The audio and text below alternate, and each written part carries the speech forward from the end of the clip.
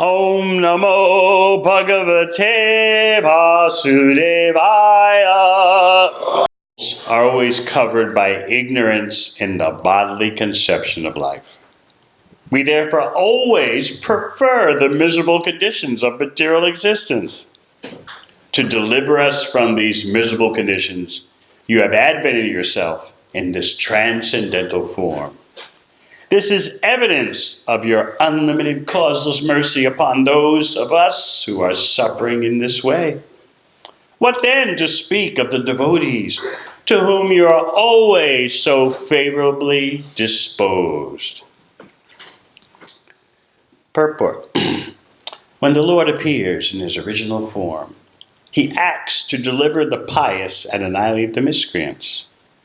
Although he annihilates the demons, he nonetheless benefits them. It is said that all the living entities who died on the battlefield of Kurukshetra attained their original constitutional position, Sarupa, because they had a chance to see Krishna face to face, riding in the chariot of Arjuna. On the battlefield of Kurukshetra, superficially two things were going on. The demons were being killed, and the devotee, Arjuna, was being protected. However, the results were the same for everyone. Thus it is said that the appearance of the Lord diminishes all kinds of miserable conditions caused by material existence.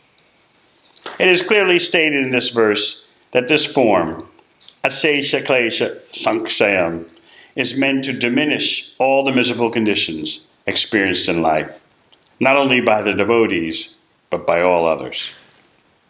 Avishkritam Naklishtanam. The Prachetas identified themselves as common men. Kimanyat Anukampitam. The devotees are always favorably accepted by the Lord. The Lord shows all mercy, not only to conditioned souls, but also to the devotees who are already liberated due to their devotional service.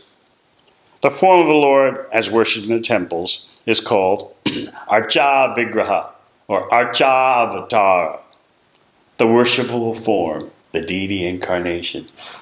This facility is offered to neophyte devotees so that they can see the real form of the Lord face to face and offer their respectful obeisances and sacrifices in the form of Archa.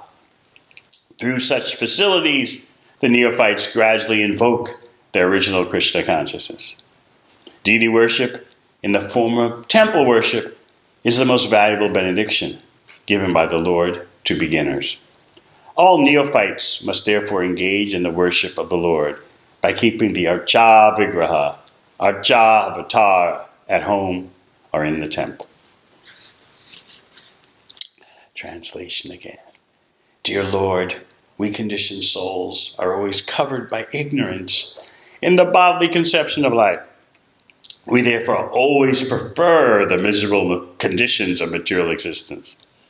To deliver us from these miserable conditions, you have advented yourself in this transcendental form. This is evidence of your unlimited causeless mercy upon those of us who are suffering in this way. What then to speak of the devotees to whom you are always so favorably disposed? Om Ganatimirandasya Gyananjana Shalakaya Chakshun Militang Yena Tasmai Shri Gurave Namaha Jai Shri Krishna Chaitanya Prabhu Nityananda Shri Advaita Gadadhara Srivasadi Gaura Bhaktavrinda Hare Krishna, Krishna Krishna, Hare Hare, Hare Rama, Rama Rama, Hare Hare. Is it true that we therefore always prefer the miserable conditions of material existence? How many of you prefer the miserable conditions of material existence? Sign us up, right? No. No one wants misery. But what we don't understand is that by signing up for material happiness, material indulgence, material gratification, we are indeed signing up for the miserable conditions of material existence. So this is maybe difficult to understand because we think it's so natural to materially indulge. After all, we have these bodies. What are we supposed to do with these bodies? Often people say, didn't God give us these bodies to enjoy? Well, if you think that, then please tell us, why aren't you enjoying?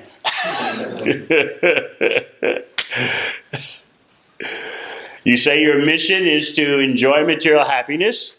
Okay, tell us how you're enjoying. Where's the enjoyment? It's a mental concoction. That's all. In your mind, you see these opportunities for material happiness. And you work yourself up in anticipation. But the actual thing in of itself is so insubstantial and so temporary. It's like watching a shooting star just flash in the sky and then disappear. Did you see it? Maybe you remember telling your friends, did you see that? So our material happiness is like that. Did you see it? Did you feel it? That's all you get. And for such temporary appearances of insubstantiality, you have to work so hard and struggle so much. Dealing with these bodies is real labor.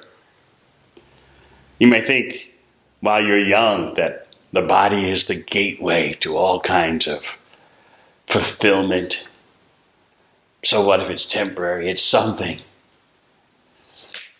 But very shortly, as old age breaks you down, you see the real truth of the body very clearly. But that same truth is there even when you're young. But you don't realize when you're young how the activities, the material activities that you're doing, are actually destroying your health. You don't know that. So what you call so-called pleasure or fun is actually producing misery, but you can't see it. Therefore, because you're blinded by ignorance, you go on. The very things that we think will make us happy bring about such pain, but we can't see that. And that's why we are victims of Maya, victimized. No one likes to be a victim. No one likes to feel victimized. You want to feel that you're in charge. You're in control. It's your life. It's your body. But by indulging in material activities, you're just dragged from one material situation to another, all in the name of trying to enjoy and control. I've explained many times that as soon as you want to enjoy, you have to control. So those two things go together.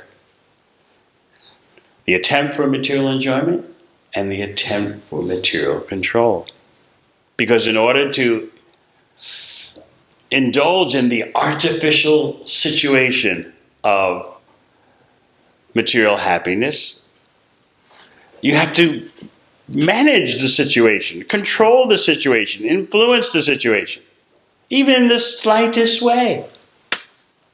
But because it's so slight, perhaps, we think, oh, it's just innocent, it's just nothing.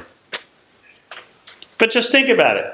Whenever you want material happiness, material indulgence, you have to shape the situation. Can you see that? Even if you just raise your eyebrow. Just to motivate someone. I'd really like you to do this. That's control. Yes?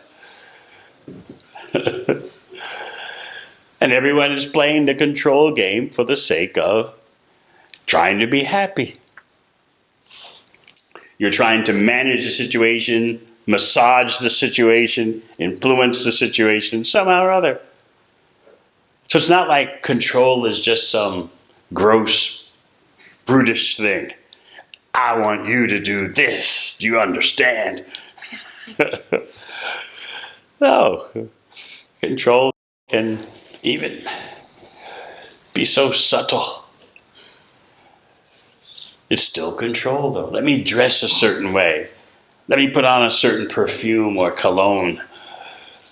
That's all for controlling to bring about the desired outcome.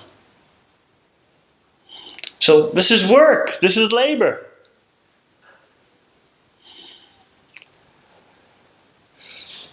We can't leave the material nature alone.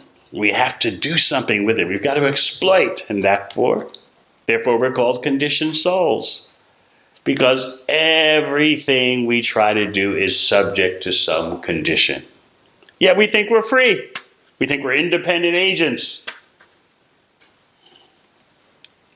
We're sure that there's fulfillment and happiness out there waiting for us. If we're only skillful enough, got the right connections, sufficient education, good job, know good people, things will happen, right? And then we even think, if we're charitable and kind in the ordinary sense, I will help the world. But do we know what the world's problems really are? And do we have the solution to those real problems? The real problem is conditioned souls taking shelter of the material energy for fulfillment and happiness. Now, how are you going to stop that? Change the politics, change the economics. Still, you're left with the same basic problem. In order to enjoy, I have to control. I have to influence the situation, influence others, make arrangements. So you work hard. In the first world countries, most persons are not working hard just for survival. You want fulfillment. You want goals, accomplishments, achievements, conveniences, some luxuries if possible. And the idea is that by getting these things, they'll make me happy, or they'll make it possible that I can acquire more happiness, either directly or indirectly. The result is supposed to be the same. And this is supposed to be life. Meanwhile, time is thrashing us. You know, in the 11th chapter of Bhagavad Gita, after Arjuna sees the Virat Rupa, the universal form of Krishna, he says, "Who are you? What is this?" And Krishna replies, "Close me, I am time, the destroyer of all the worlds." But we want to hide from that reality, especially when you're in your 20s. It seems like a whole lifespan is ahead of you, yes. Got to finish school, got to get the right job, be with the right person, shop around, cut and chop, relationships. You'll score one day someone who's the one, right? And it's worth shopping around and shuffling until you find that one. That's hard work. You expose yourself to so many dangerous conditions, disease and trauma, even assault, battery, all in the name of pursuing enjoyment. But we tolerate that. We agree to go through all this. So therefore this verse says, we therefore always prefer the miserable conditions of material existence. But you say, no, I don't prefer the miseries of material existence. I want to be happy. But by signing up for material happiness, you're signing up for the miserable conditions of material existence. But we don't see that. As I often explain, we see that over here is material happiness, and over here are the miseries of material existence. It's like the North and South Pole. They're just completely opposite. Whereas the Bhagavatam is teaching you, it's all one package. Material happiness and material miseries. That's hard for us to see. Because we're blinded. That is the effect of indulging in material nature. You become blind. You lose your vision. You know how I always explain. People think experience is the best teacher, but they don't understand you pay a price for your material experiences. You become blind. You can't see what's going on. As HH Goswami says in the second canto, Pashyanapi na pashyati. You're sufficiently experienced enough already about material life, birth after birth. So much experience, but you still can't see what's going on. It's right before your eyes, but you don't see. Due to attachment to material nature. You're being attached to a situation that just beats you, pounds you, kicks you, but you can't let go. And what do you think is needed? More experience. Now we say less material experience, and you say more.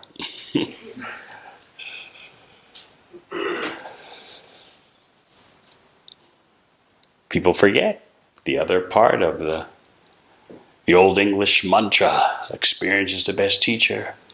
For a fool will learn no other way.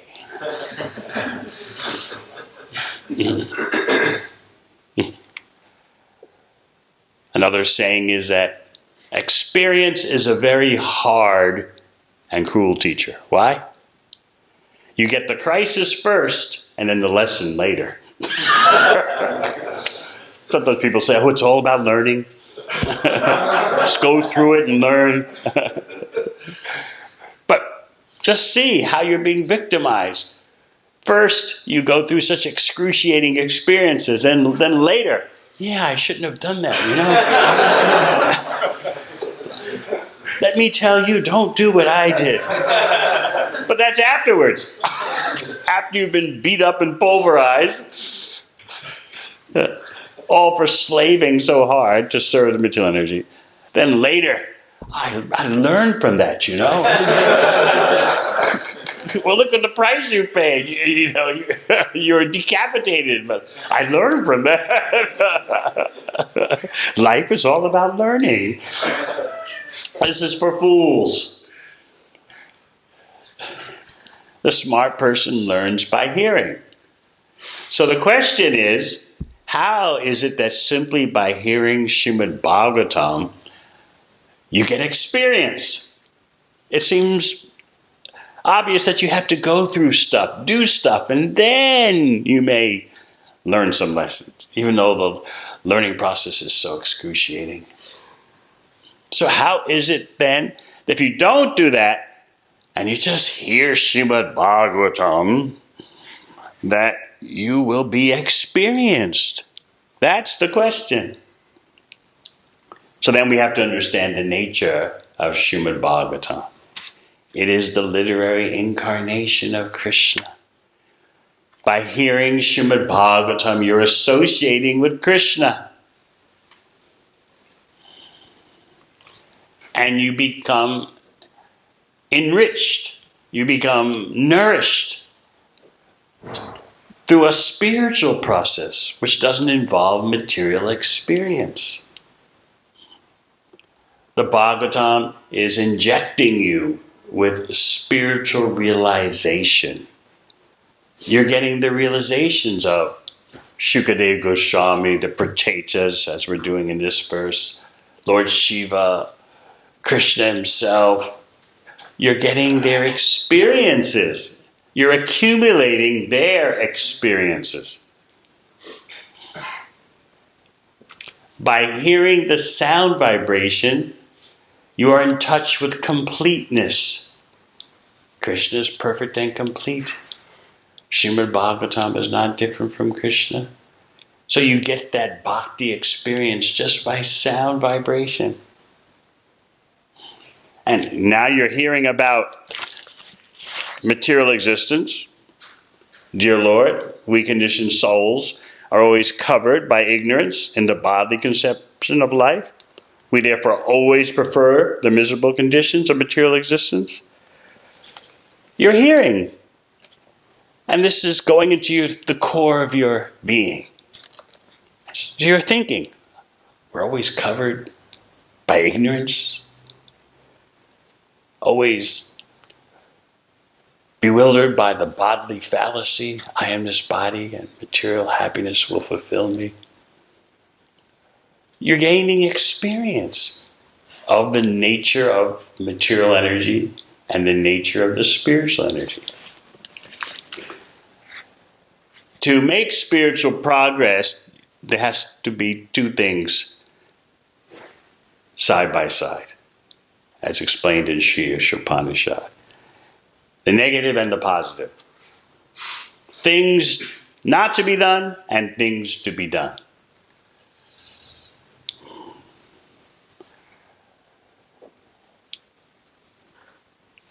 How to understand Maya, the illusory energy, and how to understand Krishna, Krishna's spiritual energy.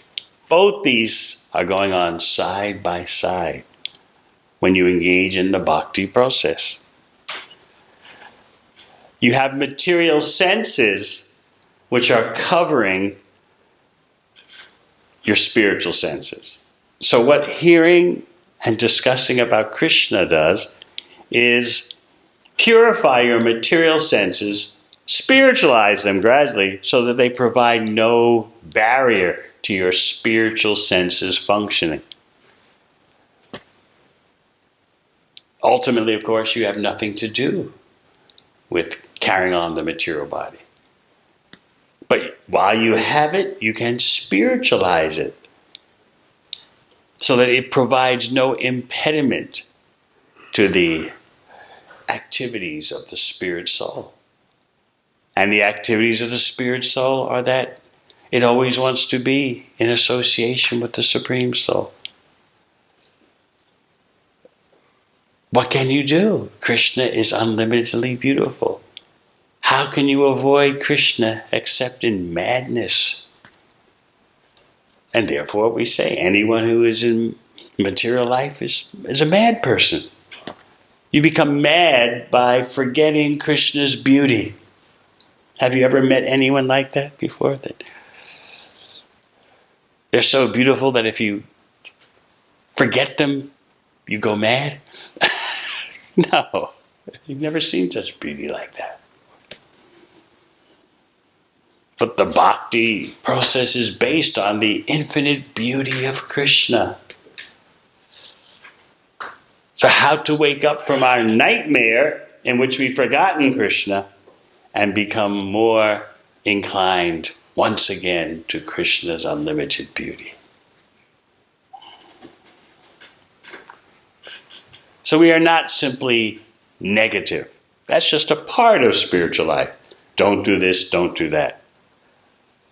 Those negatives are there to protect your spiritual development.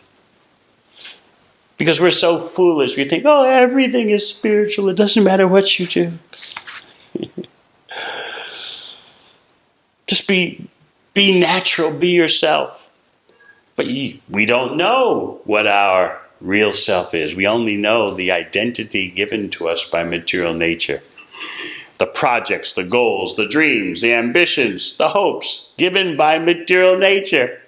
So when someone tells you, just be yourself, I mean, just be an illusion.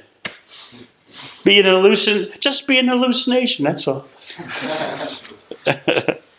When someone tells you, you don't have to change, I just like you the way you are. Means just be an hallucination, I like it. No need for you to wake up out of the dream world. I like this mirage that I'm dealing with.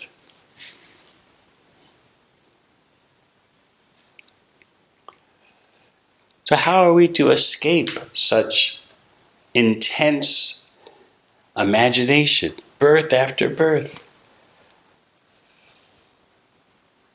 And it seems very difficult because the whole world is marching on in this way. And so you ask yourself, well, who am I to think I could be different? I'm in my 20s. What do you want out of me, The hormones are pounding me. I've got to grab something. I've got to hook up. What do you expect, You think I can ignore everything that's happening all around me? Gosh, we're only human, So it seems so difficult. But then remember, Krishna is unlimitedly attractive. Krishna is more attractive than his illusory energy. Otherwise, we'd all be finished. Krishna's music, the way Krishna dresses, the way Krishna talks, the way Krishna dances.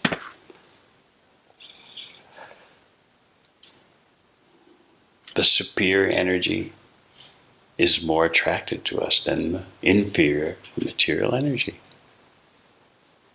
So bhakti involves staying away from certain things and connecting more with other things. Both happen side by side. We have a problem with pride in that we think we know what is happiness. I know what I should be doing. I know what's good for me. This is arrogance. Look at our track record. Over how many lifetimes? No, I know what I'm doing. I know how to be happy. I've got my goals. And I can save the world.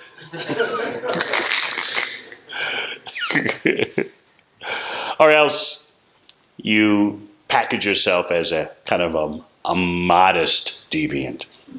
Look,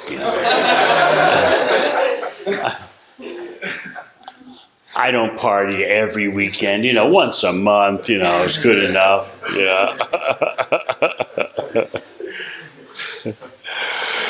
And I know that I can't save the world. I just want a peaceful life for myself, A little house or a nice flat and a nice partner and, that's all I want. I'm not trying to hurt anybody. I'm not trying to impose my beliefs on anyone.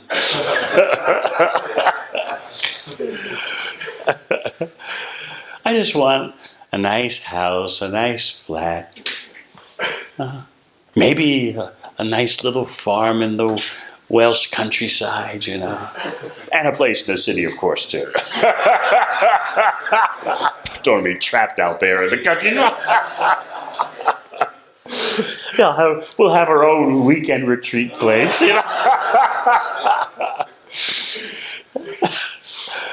That's, I'm just innocent, I've got no big plans for the world. So we consider ourselves to be modest, and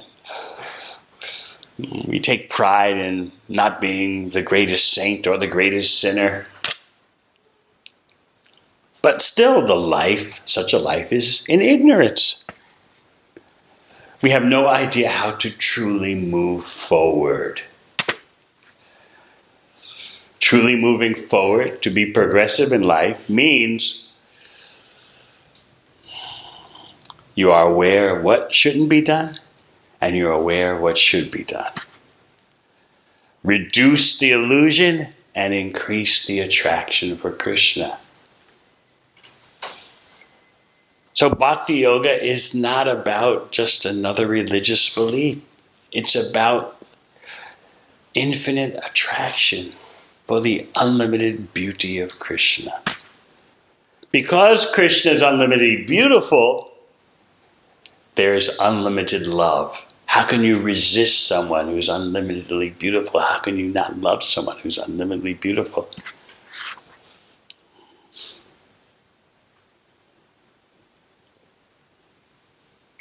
So we're not just forming an association, forming a group around some theology or doctrine.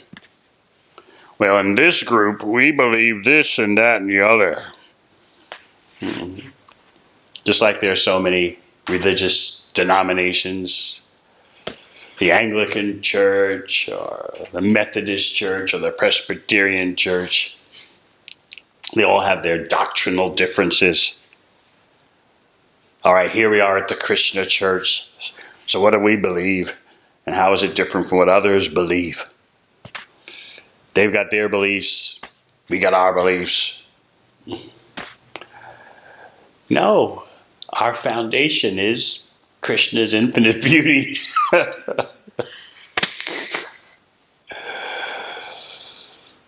And Krishna's unlimited beauty manifests as the Hare Krishna mantra, as Srimad Bhagavatam, as the association of devotees, as prasad.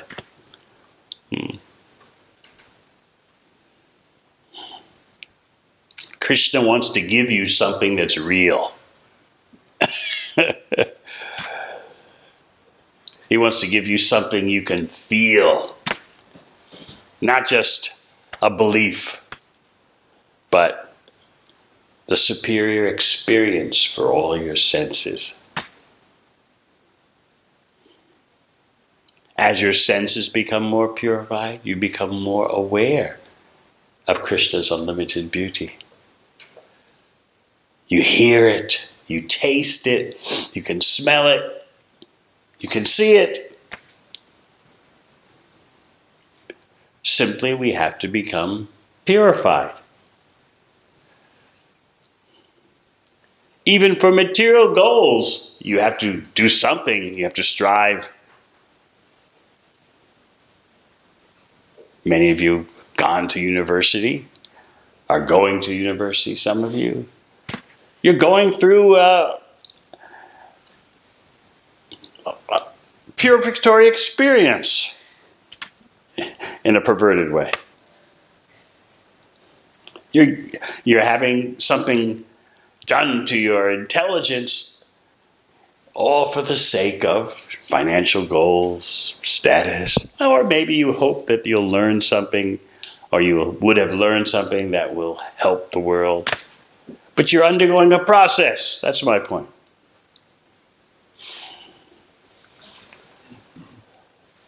Or when you sign up for a job,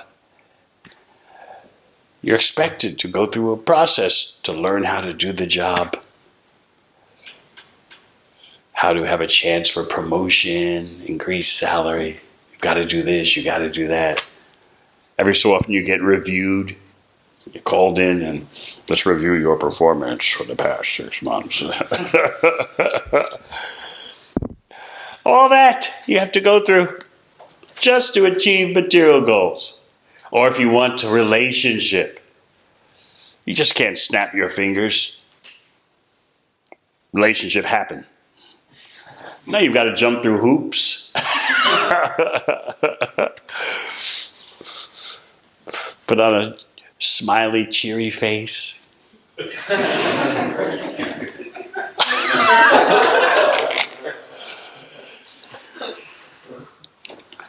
I might have told you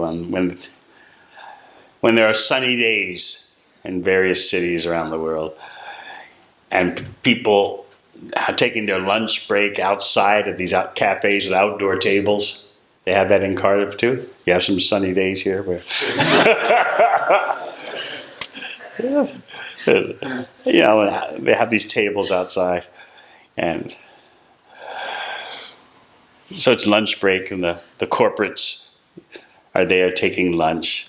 Often a man's talking to a woman, and I'm walking by doing my midday walk, and I see what's going on. The lady is just talking, 100 kilometers a minute, and the guy is there.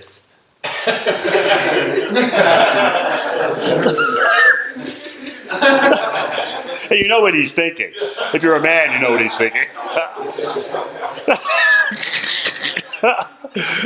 But the woman, generally she's thinking, he's listening. I just watched the guy. But yeah, you know what the guy's thinking, like, how much of this do I have to go through before I can take her to my place? The lady's thinking, oh, someone is appreciating my feelings.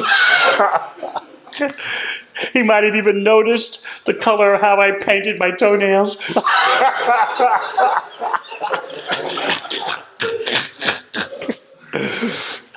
This is a lot of work, She's got to dress herself up, painting toenails and this, that, and the other, hoping to attract some attention. And the guy has to go through, he's got to perform the yajna, the sacrifice too. Well, what I think you should do in that situation is... But everyone's playing the game, It's work. But because we think the work, the struggle, the effort will bring about the desired result, we consider that the effort, the struggle is all worthwhile. So therefore, again, we therefore always prefer the miserable conditions of material existence. I prefer to go through this because the end result is going to be worthwhile. We have ourselves convinced of that. So how to get out of this rat race? The bhakti process provides a way to become attracted to the superior experience, the unlimited beauty of Krishna, Sham Sundar. Otherwise, what's the point in going through all this? Are we just deniers of enjoyment? No, not that. No, not that. Not that. And not that. Is that what we're all about? We would never make it in that way. We'd never make any spiritual progress, religious progress, yoga progress. We wouldn't do anything without the attractiveness to Krishna that we have a chance to be in contact with. Without that, we're useless. So therefore, our program is increased connection with Krishna. And Krishna explains very clearly how to do that. Always think of me, become my devotee. He tells Arjuna, now listen, I'm going to teach you how your consciousness can always be attached to me. Maya sakta manopada yogam yunjanmanasha. Listen, I'll tell you the method, how to do it. So this is our secret sauce. Krishna is unlimitedly beautiful. Therefore, we let go of the illusions of material life. Gradually, by the bhakti process, we realize that we have been working and struggling for such an inferior standard of happiness. No one likes to settle for something inferior. You want the best. But material existence pushes you to accept the substandard, accept the inferior as the main thing in life. Everyone's doing it. Who do you think you are? Trying to be so different. Come on, you've got your desires. Just act on them.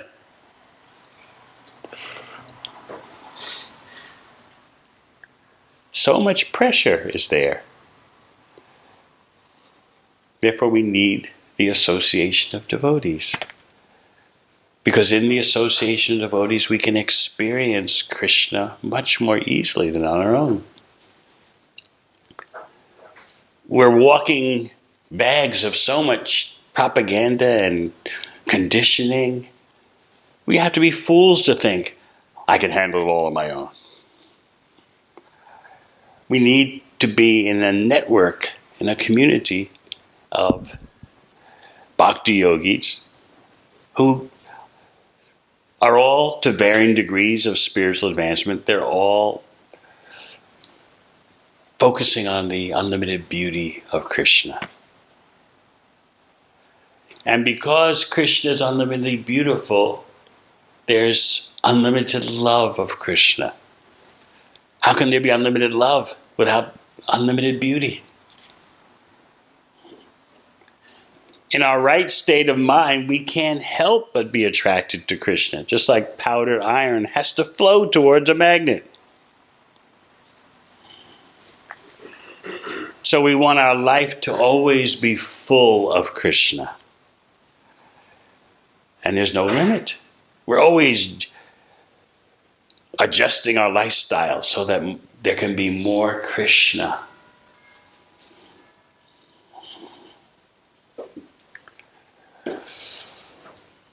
So this is life. Decontaminating ourselves from illusion and attaching ourselves to unlimited beauty and love.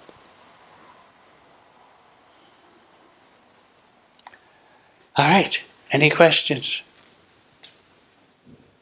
Yes.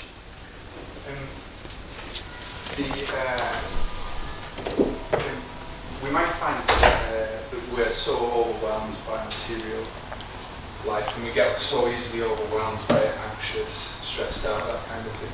How do we then not get overwhelmed by the thought of the infinite Krishna? And yes, we want to be overwhelmed by Krishna's beauty. Let it come more. That's our prayer. Just like Rupa Goswami, you might have read in Nectar Devotion, a prayer by Rupa Goswami. It was one of the first prayers I learned as a new devotee. It was very appropriate for me at the age of 22. My dear Lord, I know young boys have attraction for young girls, and young girls have an attraction for young boys. I'm simply praying to you that my mind will be attracted to you in the same spontaneous way. We want to be overwhelmed. You see, the infinite is not impersonal. We have this misconception.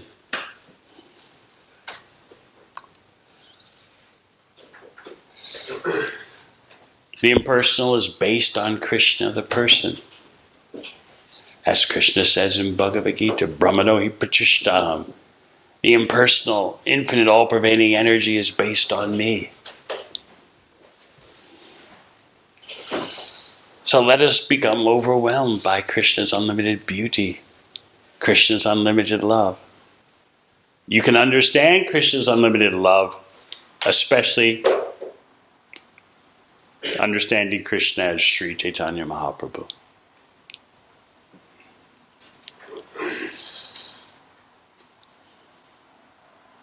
We want to be overwhelmed by devotional service. Never complain about having too much service. Instead, think, I need to learn better how to swim in the flood. Don't reject the flood. feel happy about the flood. Oh, I'm drowning. Oh, this is so wonderful, so much service. But I know sometimes devotees think, oh, it's too much, this and then that and then that and that. Yeah. But what will the marathons be next time? Gopal Roy is going to say 50 days. When does it ever end? Why should it end? Never resent the flood. Just realize you need the ability to swim better in the flood. That's a big difference, isn't it? The flood is glorious. When you talk about the flood of love of Krishna, you're talking about the flood of devotional service. You simply need to know how to swim better in it. That's all. All right, I have these things to do. I have to maintain my body. I have to be healthy. I have to maintain relationships. But that's all part of swimming. So as you make advancement in bhakti, you learn how to position yourself in the flood better. How to swim better. And there's no limit. There's no ceiling over your head in terms of how expert you can become in handling the flood of devotional service. It's eternal. There's room for eternal expansion. Just like the 6 Goswamis of Vrindavan. What does Srinivasacharya say about them? They're always doing things to expand the limits of the ocean of devotion, of Bhakti Rasamrita Sindhu. Similarly, a devotee is always trying to expand the number of devotees. Because, as we explained yesterday, Krishna is unlimited. He wants unlimited devotees.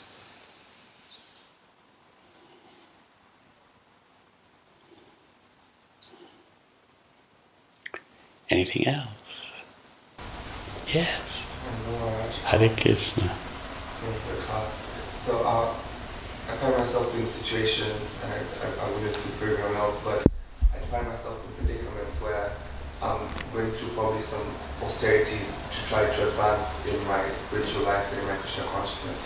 And if I'm not getting to see Krishna or to feel Krishna, I might get frustrated or angry about that. So angry about what? Of not being able to see Krishna or get that. You can't see Krishna? Not yet, I could say, yeah. So there are different levels of seeing Krishna. Just like in love, there are different intensities. So similarly, there are different levels of seeing Krishna. But you can see Krishna. First of all, you see Krishna through the ear. People say seeing is believing. We say hearing is seeing. You can taste Krishna when you have prasad. Do you have any doubts? You're seeing Krishna through the tongue as you taste. You like that mic, huh?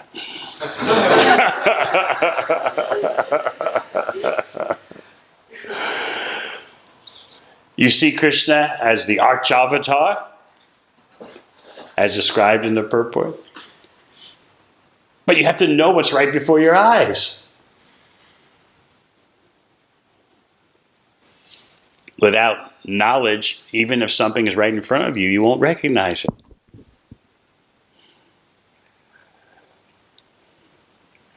If you've ever studied biology, the teacher will say, look through the microscope and look and see this specimen on a slide. But you won't. You can look and you can see, but you won't recognize what you're looking at unless you've been educated.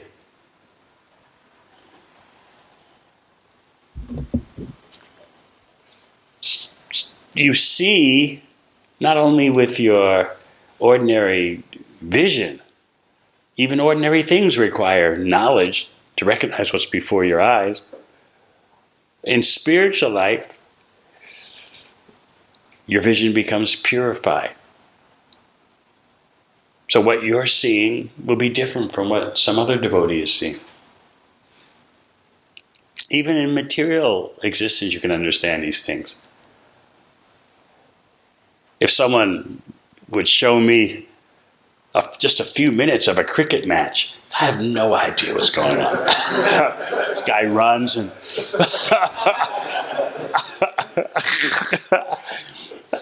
I have no idea, you know. So I'm seeing it on, I can see it on TV, but I have no idea what's going on. It's right there before our eyes. So am I seeing the cricket match? Yes, but, and then again, no. I have no idea what's going on. There's people in the seats waving flags and...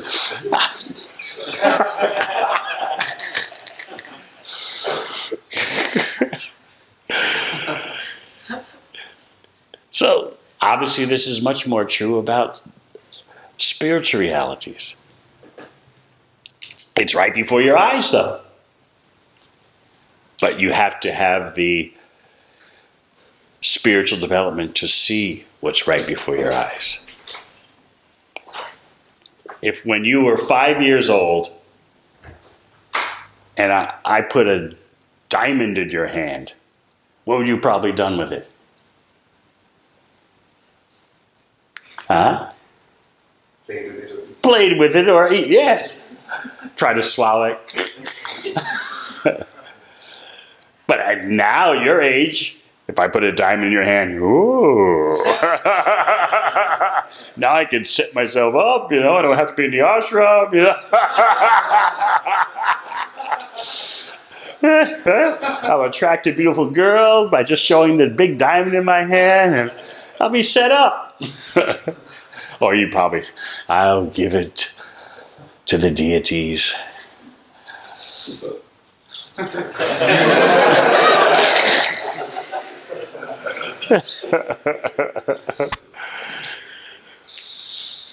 But when you were 5 years old, you wouldn't have a clue, even though you factually had a diamond in your hand.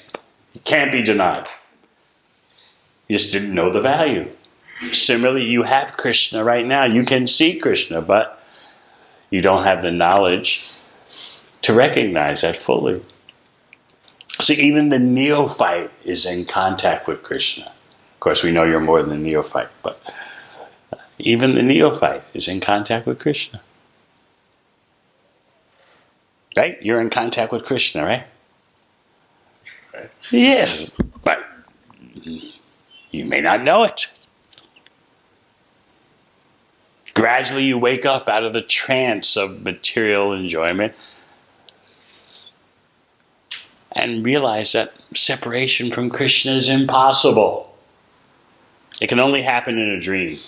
And that's what material existence is. It's a dream in which you imagine you're separate from Krishna. I was trying to understand better the idea of to enjoy materially you have to control. Mm-hmm. And I was wondering about what in the examples of if you didn't expect to enjoy something but someone made you do it and then you ended up enjoying, could you show how you were having to control the situation? There's always some element of control. You have to sort out your mind, sort out your body. Even if it's a surprise, someone makes a surprise party for you. You still have to, well, how am I going to handle this? And should I say what kind of things should I say? Oh, thank you all. I don't deserve this, although I really do. And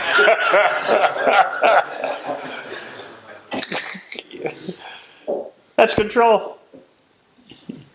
What am I going to do after the surprise party? There is no pure enjoyment materially. There's always some anxiety mixed in. That's why people take intoxication, to try to forget the anxiety that's packed in with any attempt to materially enjoy.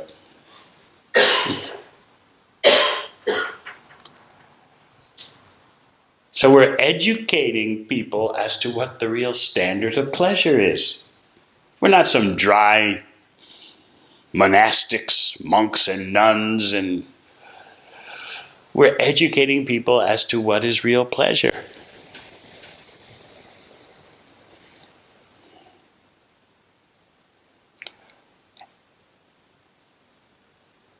Disco, you have a question?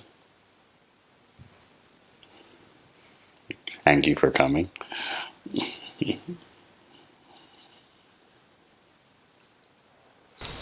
Yes. When you were talking about sometimes we have to suffer and then learn a lesson rather than just learning by hearing about it. Do we ever learn lessons from sense gratification? Like you hear, it's like feeding a fire that grows and grows and it never ends. And then there's also, you hear stories about Maharaja Yati and Krudra who seem to engage in sense gratification and realize how useless it was and how they wasted their time. So how do you, is it possible to learn by committing mistakes, or is one, how do you learn? We have the knowledge available that will allow us to evaluate what we've done and make adjustments.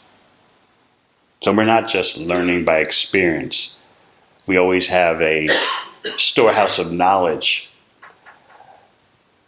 by which we can think, well, I did this, but what was the result? Bhagavad Gita, Srimad Bhagavatam say this and that and the other. So we're always being very, very introspective and analyzing. We're not just going through experiences and then expecting the experience itself to teach us. No, we have knowledge, wisdom. That's the difference.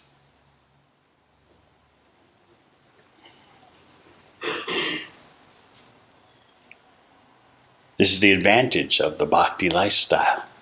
You're not just learning by experience. You have the greatest spiritual knowledge to always refer to. And therefore your attempts at being introspective and reevaluating are not based on your own concoctions. Well, I thought that way before, but now I think like this. No, you have a guiding beacon in your life, which is the Shastra. There's a big difference. You learn how to apply that wisdom better and better, but you have that standard. That's the point. Whereas in material life, what standard did you have? No, your guess is as good as mine. I thought it was going to be good, you know. What can you do? Just try again. Hope it works out this time. Right, ladies, you often say like that, right? I thought he loved me. I believed him. I'll try again, you know. Right?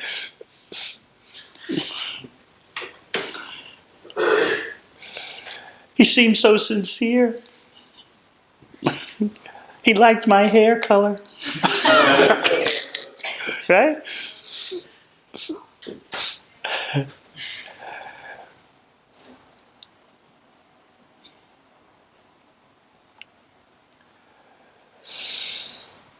We're not just learning by experience. We have the greatest storehouse of knowledge.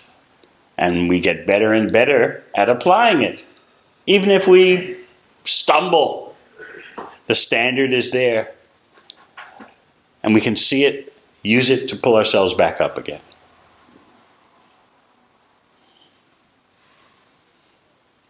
But when there's no standard, when there's no storehouse of knowledge, what do you have for basing your life on? And that's why so many people think life is pointless.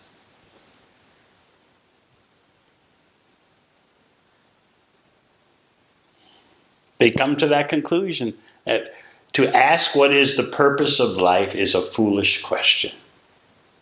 I've heard professors of philosophy at university say like that.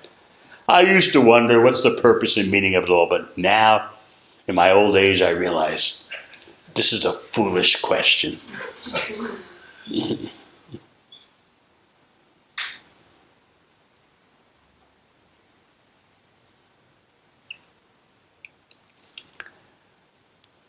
Any other questions? Yes.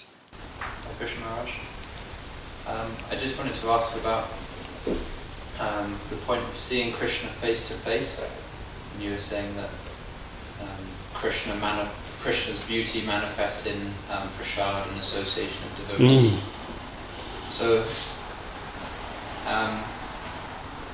do we take it that by taking prasad and being in the association of devotees, we're seeing Krishna face to face, or are we engaging in those activities so then eventually we will see Krishna face to face? Both.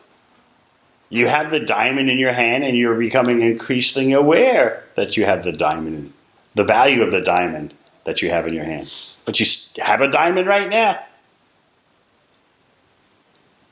You're chanting Hare Krishna, you're dancing, you're taking prasad, you're distributing Krishna's glories.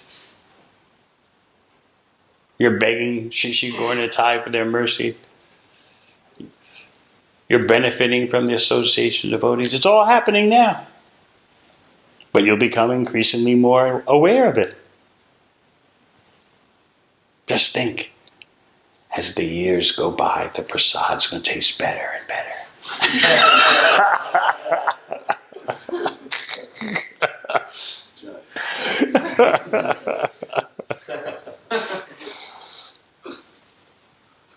Just like traveling Sankirtan devotees know that when they're traveling, they're often eating very simply. I've heard you have a rice cooker and a vegetable steamer. Is that so, Gopara? But somehow it tastes so exquisite, right? Because Krishna is reciprocating with the Sankirtan devotees through the prasad.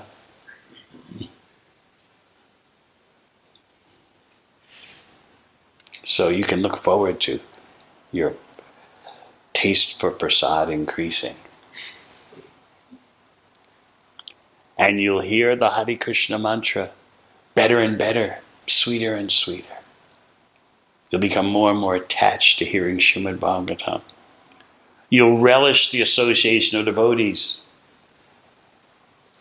even if they annoy you sometimes, get on your nerves sometimes, misunderstand you. Still, their association becomes sweeter and sweeter.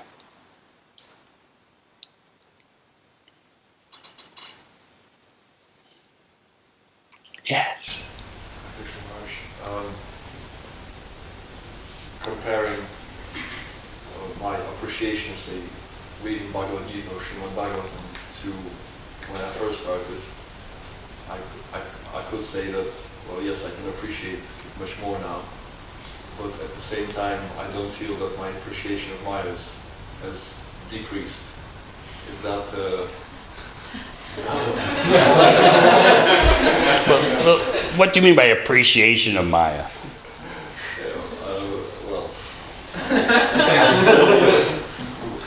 My mind is, it seems that it's as much in Maya as it was when I started. So, how can that be? You're fully engaged in Krishna's service? You could say that, but...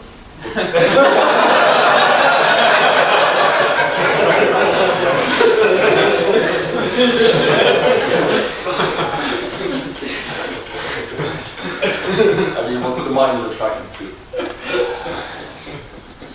The mind is a creature of its own. You have to learn how to tolerate it. You're not the mind. But you have to understand that after lifetimes of material activities, the mind is wild and is loaded with so many conceptions, illusory conceptions. You have to tolerate that. Accept the reactions for what we've done over countless lifetimes. So advance in bhakti, there has to be patience, and that patience is based on tolerance. You got to expect the mind is what it is. Just like when you've got the flu, you tolerate. Your nose is clogged up, you got a headache. You tolerate because you hope at least that you'll get better. So don't flip out just because the mind is going this way and that way. Be practical. What have I been doing for countless lifetimes as a conditioned soul? Don't be shocked at the madness that comes to your mind, but just engage it in Krishna's service. You have to have a sense of gamesmanship or sportsmanship. The mind slams you, you slam back. Okay, you're going to treat me like that? I'm going to chant Hare Krishna. Gotta have some, spirit. You're going to get in my face, I'll get in your face. It's fun. You're going to push me around, I'll push back. You push back by taking more shelter of Lord Chaitanya, Lord Nityananda. So be practical. Not like, oh my God, my mind. Oh no.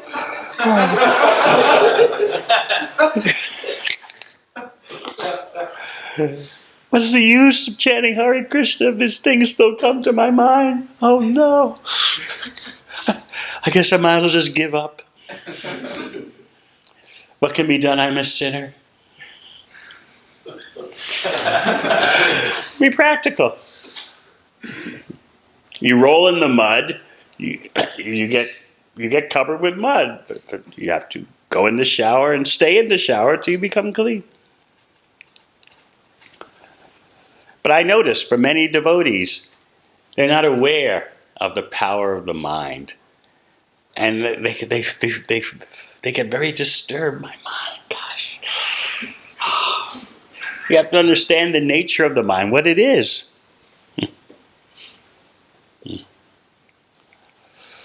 The Bhagavatam describes that. What it's like to have a contaminated mind. But it's not you. It's like a neighbor has a dog, one of your next door neighbors has a dog, and the dog's always barking. It's next door, but it's not you. You'd like to tell the dog to shut up. You'd like the neighbor to strangle the dog or something, but that's what it's like to have a mind, material mind. So you can't be like naive and idealistic in the sense of, oh my God, why is my mind doing this? Be proactive. Take up methods, take steps to counteract your mind. It's a tactic of Maya to discourage you. They'll just see, you've been a devotee for X amount of years, and look what your mind is telling you. It's a prime discouraging tactic. But when you read Bhagavatam, you find out all about how a contaminated mind functions and why it functions that way.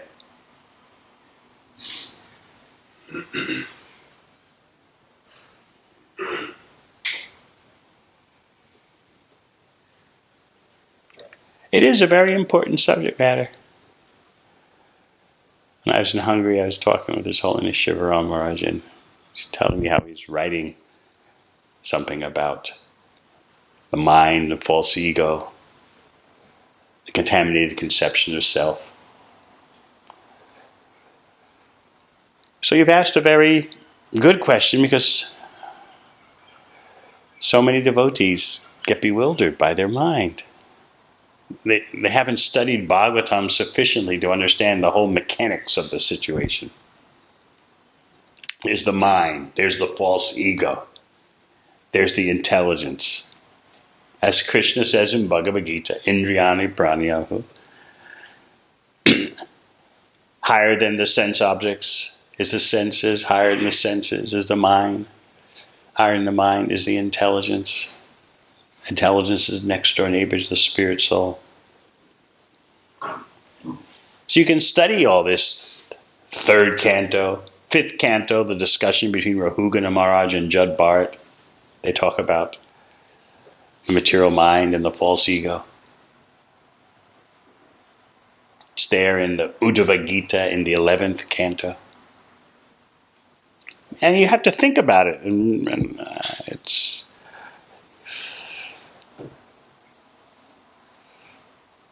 And it can help you sort out this whole phenomenon of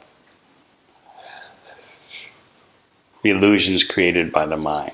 That's why Krishna in Bhagavad Gita says, when you're free from all the concoctions of material gratification, they're mental concoctions, Krishna describes them as. So you have to be tolerant with your mind. Be patient while endeavoring in Krishna's service. So don't be naive. Like, oh, I've come to Wales, why is there rain? Everyone knows you're in Wales, it rains, you know? Same way, you have a material mind. Understand what its methods are. Fight back with knowledge, fight back with increased hearing and chanting, increased service to Krishna. And have a sporting attitude. The mind slams you, you slam back.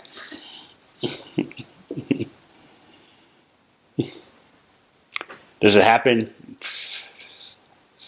in rugby? I don't know anything about rugby either, but up maybe Tarkanath knows. Yeah, Achu taught me. He's gone. The one player on the other side does something, gives you a kick while what do you call the official, the referee? What do you call the guys? Yeah, while the referee's not looking. Yeah. He used to do that, right?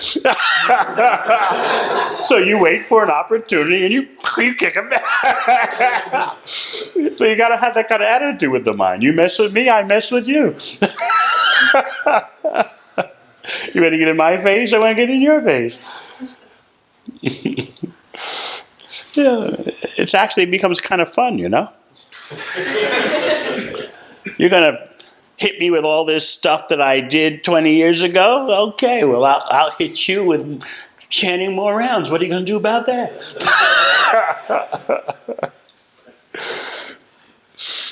So have a sporting attitude. Ladies can do that also. Ladies play sports, right? What constitutes a realization? Is it something that when we say, I realize this in Krishna consciousness, that means I'll always act on it? Because sometimes we throw that word around a lot. Well, it depends how deep the realization is. You may realize something and then just go make the same mistake again. Everything depends on the depth. So you can't generalize. It's up to the individual.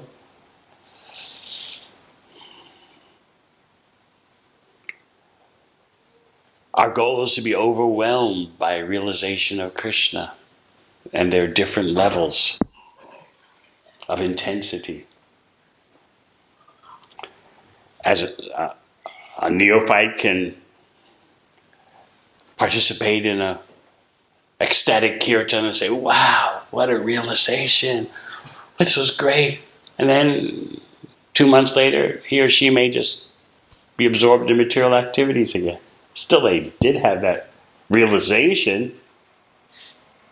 Whereas someone else, just like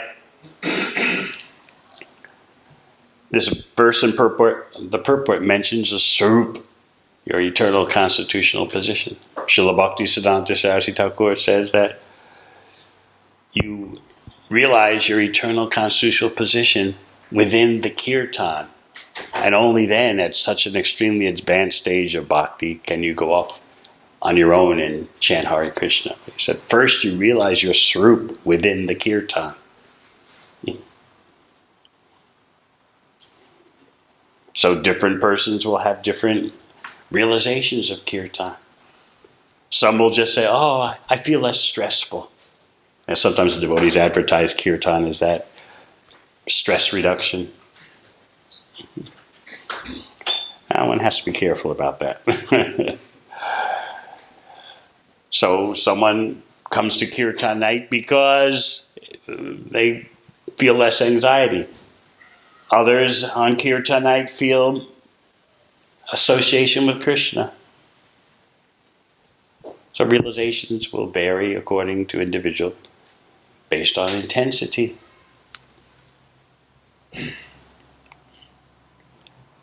So we want to give everyone a chance to come closer to Krishna.